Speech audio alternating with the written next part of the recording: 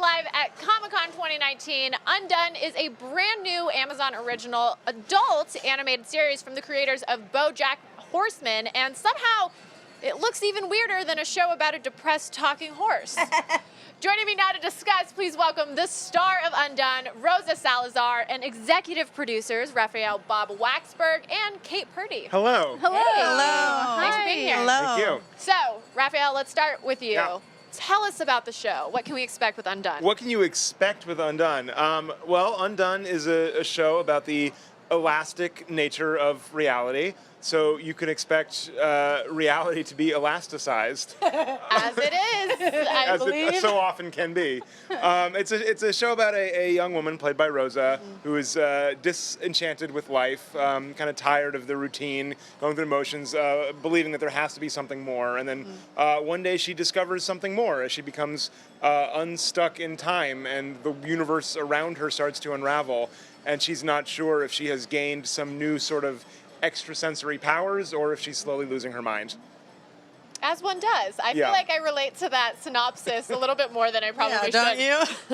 But I think that's what's so great about, and what I'm so excited about with Undone. What do you guys think about kind of this rise of animation as a vehicle to storytell about real life?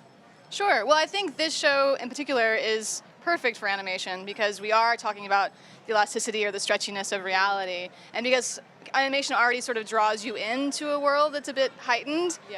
When it does take those turns or moves or stretches or unfolds in unexpected ways, it feels all of the same world. So thematically, it works perfectly for this story.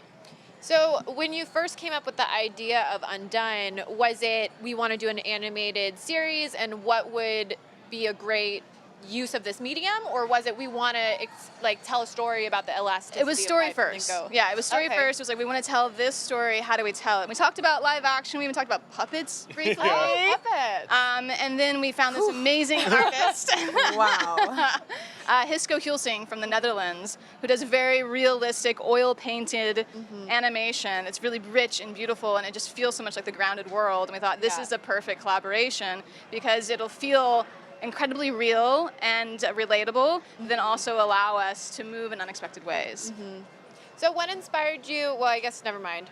But I was going to ask literally the exact same question. And that would have been lots of fun for our audience. Nothing inspires me. I'll answer that. Perfect. Nothing. You're Nothing perfect. at all. It sounds like you're perfect for the character's journey in this show. I am disenchanted with life. You heard it here first. Rosa is waiting for her life-altering epiphany. You know what? Actually, that's true. I really am. I really am waiting for it. Well, maybe the show will be it. It wasn't this. Okay. Oh, okay. Well, maybe We tried. And actually, I told you this yesterday, it was this. The show kind of turned me upside down a little bit. I had a moment where I was like, what if,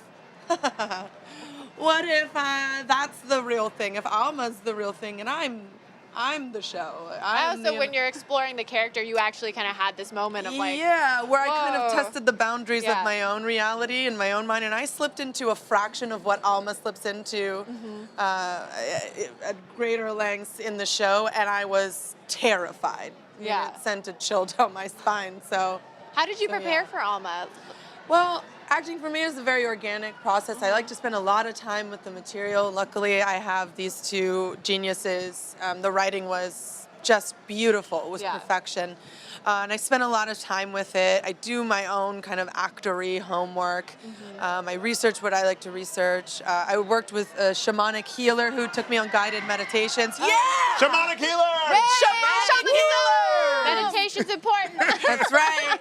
Alternate methods of healing. I did a lot of that, but it's very organic at the end of the day. She's sort of, once you start to spend all of this time with this person, with this material, with this story, she takes you over. It just kind of, you start to be her, and you can really slip into it, and it could be hard to find your way out. I mean, we were shooting such crazy hours. It was physically, emotionally, and spiritually challenging for me, which I loved. We should explain that the show is rotoscope animation, which means we shot it with the actors, and then the animators drew over what we shot to create the beautiful looks that you see on the screen. So when Rose is talking about playing the character, she didn't just go into a booth and read the lines. We actually shot all these scenes in a studio. Yeah, all the Right. jumps and dives and flips, it's all Rosa. Yes, And it she did a is. phenomenal job. We talk all the time about like how great she is at accessing such a range of emotion. She can be incredibly comedic, she can be incredibly dramatic, she can like access her own emotions and find those tears from a very real place. It's